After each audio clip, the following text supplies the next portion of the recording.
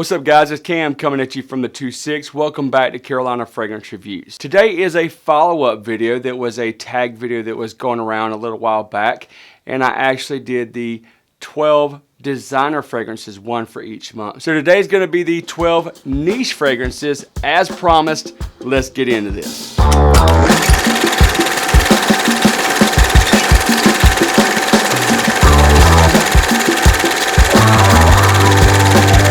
Before I get into this, I want you to put down in the comments what you think that some of these fragrances are going to be, because I'm going to try to throw some curveballs. I'm not going to pick the obvious choices that you guys know I love so much, that I talk about a lot. I figured I would do some more fragrances that I love that I don't talk about quite as much, so we're going to have some fun with this one. Now that doesn't mean that every single fragrance is going to be, not as usual, but for the most part it is. So, okay, starting out the year in January, I picked a very long-lasting, strong fragrance that's going to break through that cold. January is actually a cold month here in North Carolina for the most part. So I picked a nice Oriental Fougere. It's a beloved one. It is Amouage Jubilation 25. Juby 25. You guys know the drill. This is such a beautiful fragrance. This one opens up with some really nice bright citruses. You've got some mandarin in here. You also have some tarragon. Then you get a little bit of spice from cinnamon. You also have a really nice rose note that is just not like overly bearing in here. It's just really well blended. And then it also has some myrrh and oud. There's actually a really cool story behind this fragrance and how like a prince's guard, his whole entire guard actually was wearing this fragrance. So if a prince had it made for all of his guys to be wearing it, were guarding him. I think it was in Saudi Arabia if I'm not mistaken. Look up the story, do a little fact check, and you'll see what I'm talking about. Even though this is a oud fragrance, surprisingly, this is probably one of my most complimented, if not my most complimented oud fragrances, and it would definitely just slice right through that cold. So the fragrance that I picked for February, I wanted to go with something sweet, rich, and seductive. You think like Valentine's Day for February, and as I mentioned before, like a lot of February birthdays, this is something I would even like to wear on my birthday. It is Kilian Intoxicated. It is one of the best coffee fragrances ever. Now you're going to get a really rich Turkish coffee in here, and I don't know if you guys have ever had the opportunity to drink Turkish coffee. There is a specific way that you have to make it, and you have a very short window to get it right. I actually worked at a Mediterranean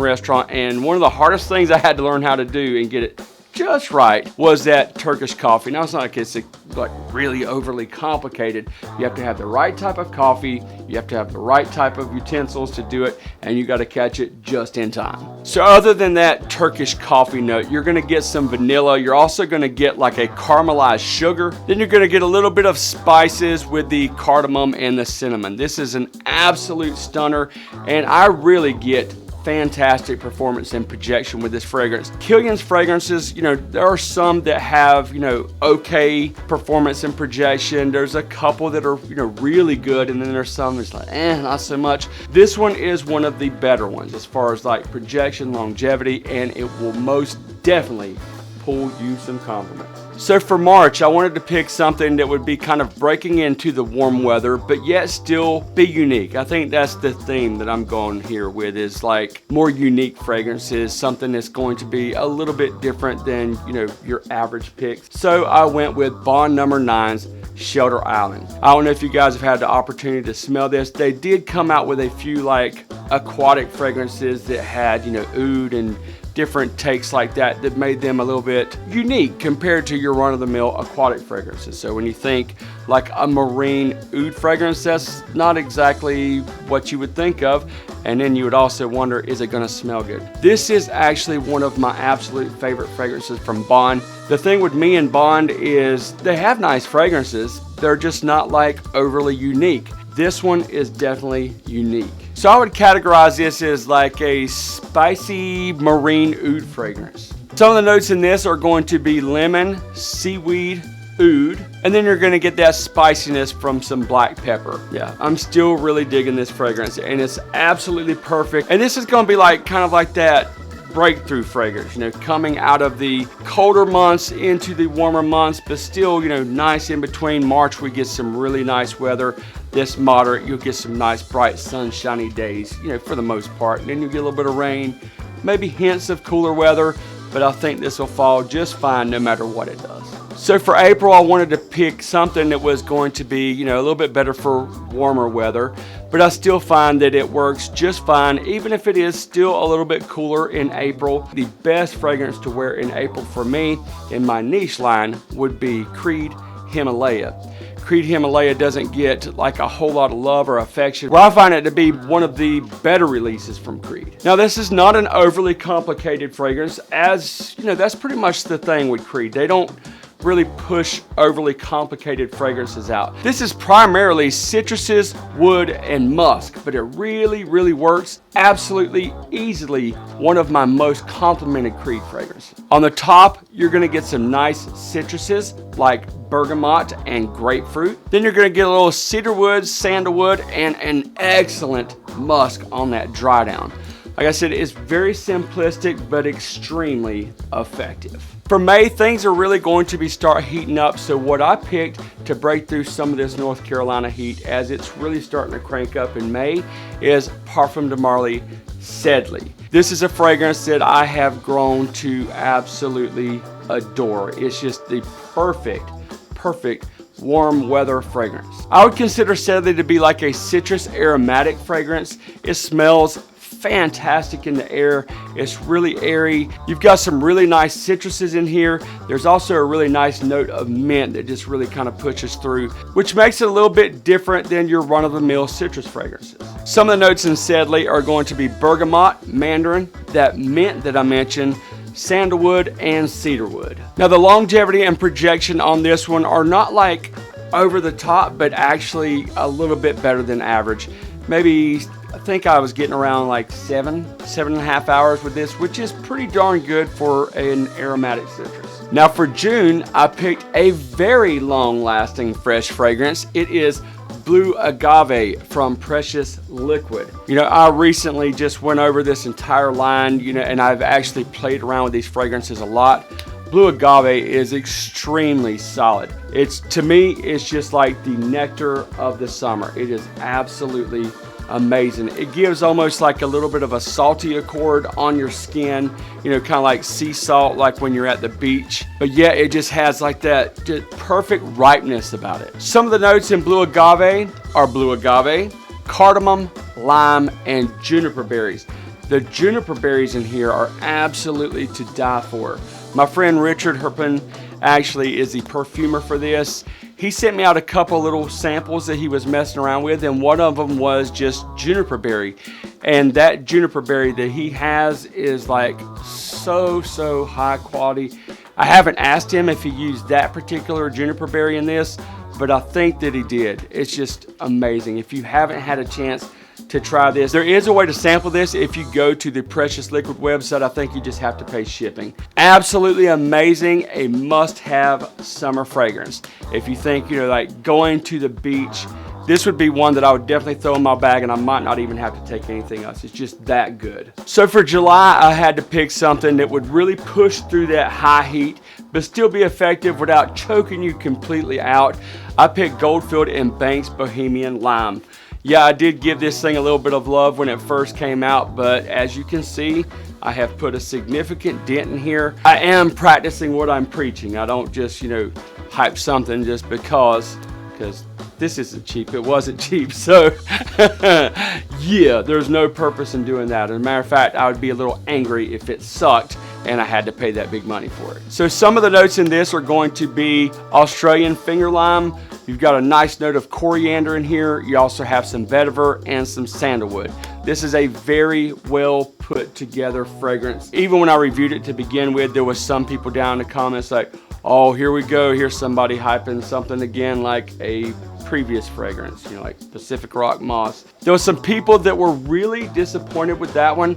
I can't vouch for that fragrance one way or the other, but I definitely can vouch for this one. So the next fragrance is going to be for August. Oh, August. I don't like August. August is just pure misery. I wish that I could maybe trade it with maybe have 2 Januaries, 2 Novembers, 2 Decembers, and then just do away with August. Yeah, it is that time where I get to go swimming and everything, but I work in the heat, so it's not fun. So if I want to wear a very relaxing fragrance to wear in that high heat, Nishane Oolong Cha. This is an absolute must-have fragrance. I mean, it just smells so clean, so easy to wear. It's very green and aromatic. It has some nice citrus notes on the top like mandarin and bergamot. And then you're also going to get a really nice, clean fig note mixed with some tea. There's a few other notes in here, but those are the primary notes that just make this fragrance a must-have. There is a lot of people loving on this. I've seen in the comments when I did I guess you'd call it a more in-depth dive of Nishane.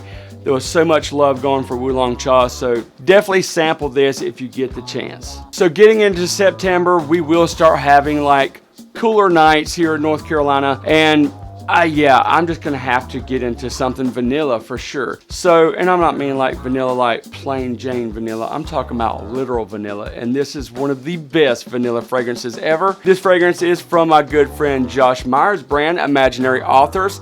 This is Memoirs of a Trespasser. Now, I know some of you guys adore this fragrance. I know a couple people who are not so crazy about it. For me, it was, love at first sniff. It does kind of, you're okay, do I like it? Do I like it? Yeah, I love it. I absolutely love it. Imaginary Authors is another one of those brands that has, a wide variety. But with that variety comes some fragrances that have lackluster performance, like St. Julep, and then you have some that are beast mode, like Bull's Blood. This one falls somewhere in the middle. It does have good or a little better than average performance and projection, especially the performance. The projection isn't way out there, but when somebody gets up on you, they smell that really nice woodsy vanilla. Some of the notes in this are going to be Madagascar vanilla, guaiac wood, myrrh, benzoin, ambrette seeds, and then the imaginary note of oak barrels. This is dark enough to wear in cooler weather, but yet light enough that you can do in moderate weather. So for October, being, Halloween, everybody trick-or-treating, getting their candy, I thought it might be a good idea to go with a gourmandish type fragrance. It's from Nasomatto, Pardon. This is an absolute must-have from Nasomatto. I would say my top 4 Nasomatto for my personal preference are obviously going to be, Berionda, and of course Pardon, Duro, and then Black Afghano, where Black Afghano is that one where people are just they take it or leave it. There's no in between on that one. But as far as Pardon, the people that love this fragrance, they adore it. They understand why. It's unique, it's sexy, it is, way outside the box. I haven't smelled any other fragrances that smell even in the same realm as this one. This one has a really nice top note of magnolia. Magnolia is a note that I don't see very often, or if I do, it's one of those notes that either work or they don't. It absolutely works amazingly in this. Oh yeah, I know what you're thinking. You're talking about a gourmand cam with magnolia. Come on, dude.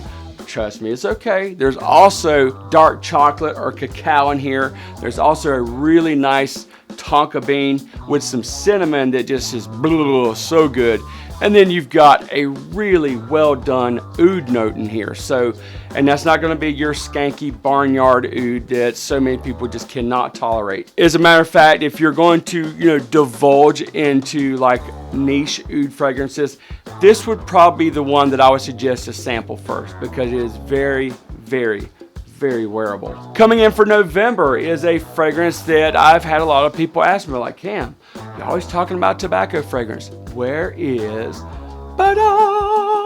Xerjoff Naxos? And here it is. There's where it is. And I haven't broken this fragrance out. So yeah, This is actually one of my favorite fragrances from Xerjoff. There are a few that I like, but this is probably, if not my absolute favorite, probably like in top 2. So anyway, you are going to get those, those classic tobacco fragrance notes like tobacco, honey, cinnamon, vanilla. But what changes this one up is obviously, the quality, the ingredients and everything, but you also get some bright citrus notes. You get like some lemon, bergamot, and then you also have a really nice note of jasmine. It is mwah. So if you happen to be looking for Naxos or some of the many other beloved Xerjoff fragrances or any other niche fragrance brands that you really, really love, check today's sponsor, which is Fragrance USA.